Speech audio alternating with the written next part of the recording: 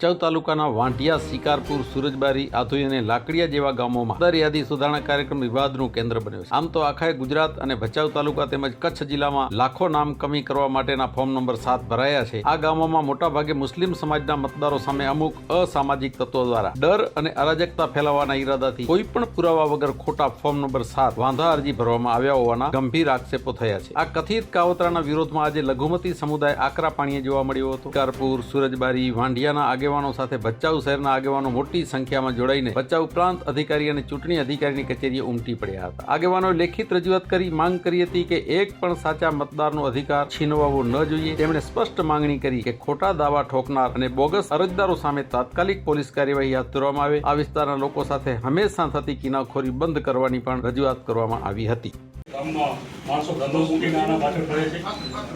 Main વાત madam એવી છે કે 7 નંબરનું ફોર્મ જેને ભર્યું છે અને તમને ખબર નથી, પછી નિયમની જોગવાઈ એવી છે બીએલઓ ફોર્મ લેતા પહેલા એની ખરાઈ કરવી પડે કે ભાઈ આને આધાર પુરાવા રજૂ કરવાની જોગવાઈ છે. ગવર્મેન્ટના રૂલ્સ, ચૂંટણી પંચના રૂલ્સ મુજબ એને પુરાવો રજૂ કરવો પડે કે આ ગામમાં રહેતા ખાલી 7 નંબરનું ફોર્મ ભરી શકાતું નથી અને 7 નંબરનું ફોર્મ ખોટું ભરવું એના સામે ગુનો દાખલ કરવાની જોગવાઈ. તમે એનાથી ઇન્ફોર્મ છો પૂરી રીતે. એટલે આ ઘણા બધા 500 નામો, 80 નામો આડિયામાં, એવા ને એવા સુરજબારીમાં 250 નામ, આવા ઘણા બધા નામો આખા તાલુકામાં આવું બધું. અને તમે એનાથી જાણ આખા સમાજ પરિસ્થિતિ છે. એટલે આ જેણે પણ અરજી કરી હોય એના સામે ફોજદારી ગુનો દાખલ થવો જોઈએ. આપણા લેવલે ફરિયાદ નોંધાવી છે. અમારી માંગણી બધા હાજર હોય ને તમે ખોટા ફોર્મ ભરાય 7 નંબર જેવી રીતે કાંઈ એના પાસે તમે ફરિયાદ ન કરે તો એના એફિડેવિટ લખાવે કે ભાઈ ભૂલથી કરે માફી માંગતો એફિડેવિટ. અમારી લાગણી એવી છે, નામ તો તમે દાખલ કરવાની પ્રક્રિયા ચાલુ કરી દીધી છે. અમારી પહેલી માંગણી એવી છે ફોજદારી એના થવી જોઈએ. તો આ પ્રક્રિયા બીજી વાર આવું કોઈ કરતા ડરે અને એક ધાક બેસતો તમારી એક અધિકારી તરીકેની છાપ છે ધાક બેસાડવાની તાલુકામાં. એટલે એ તમારી ધાક બરકરાર અને આ ખોટું આખું આખો એક મેજોરિટી ટાર્ગેટ બનાવવામાં આવેલું છે. એક ગામ નથી, 8-10 ગામ છે. આ દાખલા તરીકે શિકારપુર, સુરબારી, શિકારપુરમાં 456 નામ છે ખાલી મુસ્લિમોના અને લાકડીયા છે. એક મેજોરિટીને ટાર્ગેટ કરીને જ બનાવવામાં આવેલું છે. આ શિકારપુરમાં હું 2 વાર તાલુકા પંચાયત લડ્યો, હું જિલ્લા પંચાયત લડ્યો, બધા જ મારી સાથે મારા ઘરનો કોન્ટેક્ટ છે. અને એની એવી વાત હતી કે પ્રાંતને તમે હાલો સાથે આવી વાત કરો ભાઈ અમારી આવો અન્યાય થયો છે.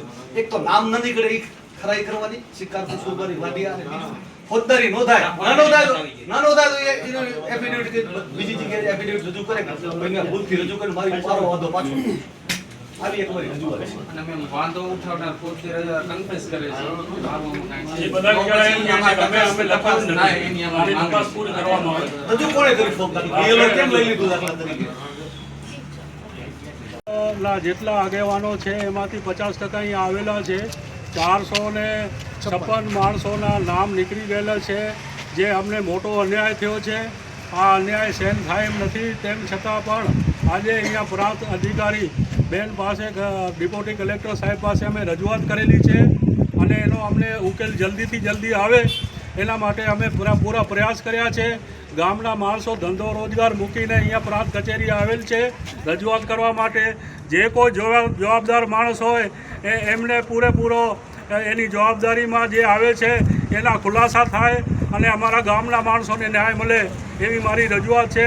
હું હાજી સિદ્દીકભાઈ, હાજી સુલેમાનભાઈ ત્રાયા, શિકારપુર. ભરતભાઈ ઠક્કર, ડેલિગેટ ગુજરાત કોંગ્રેસ સમિતિ અને પૂર્વ સદસ્ય ભચાઉ તાલુકા પંચાયત શિકારપુર છે. આજ રોજ શિકારપુર એટલે કે મારો મત વિસ્તાર, જે મત વિસ્તારના લોકોએ મને 2 વખત તાલુકા પંચાયતમાં ચૂંટીને મૂક્યો, જિલ્લા પંચાયતમાં પણ ખોબલે ને ધોબલે મત આપ્યા. આ એવા વિસ્તારમાંથી પ્રતિનિધિત્વ મેં કર્યું કે જેમાં નાનો વર્ગ, મજૂર વર્ગ, ખેડૂત વર્ગ અને શ્રમજીવી વર્ગ જ્યાં કામ કરે છે. કેન્દ્ર સરકારના ચૂંટણી પંચ દ્વારા અત્યારે એસઆઈઆરની જે પ્રક્રિયા ચાલુ છે એ એસઆઈઆરની પ્રક્રિયા અંતર્ગત છેલ્લા દિવસે ભારતીય જનતા પાર્ટીના ઈશારાથી શિકારપુર ગામમાંથી 456 લોકોના નામ કમી કરવા માટે ફોર્મ નંબર 7 રજૂ કરવામાં આવ્યું છે. એ જ રીતે વાંઢિયામાં પણ રજૂ કરવામાં આવ્યું છે. એ જ રીતે મારો મત વિસ્તાર સુરજબારી, ત્યાં પણ રજૂ કરવામાં આવ્યું છે. અને જેના નામથી રજૂ કરવામાં આવ્યું એ પણ કહે છે કે ભાઈ મને ખ્યાલ નથી એમ.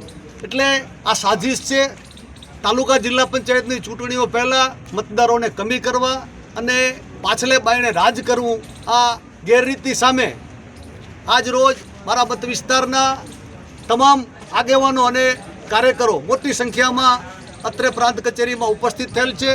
પ્રાંત અધિકારીને આવેદનપત્ર આપવામાં આવ્યું અને પ્રાંત અધિકારી પાસે માંગણી કરવામાં આવી કે આમાં તમને એવું લાગે 5-15માં નામ ખોટા હોય તો તમને કાઢવાની છૂટ છે, પણ એક પણ સાચો મતદાર આમાં રહી ન જાય એની તકેદારી રાખો.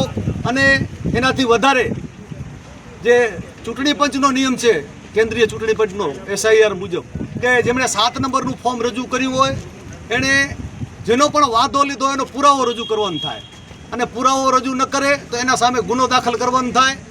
એ ચૂંટણી પંચના નિયમ મુજબ આજ પ્રાંત અધિકારી પાસે એ પણ રજૂઆત કરવામાં આવી કે જેમણે ખોટું ફોર્મ રજૂ કર્યું છે એના સામે કાયદેસરની પગલાં લેવામાં આવે, ફોજદારી ફરિયાદ નોંધાવવામાં આવે અને આવો ધાક બેસાડતો દાખલો પૂરો પાડવા આપશ્રીને વિનંતી કરી છે. હું આવેદનપત્ર આજે આપવામાં આવેલું.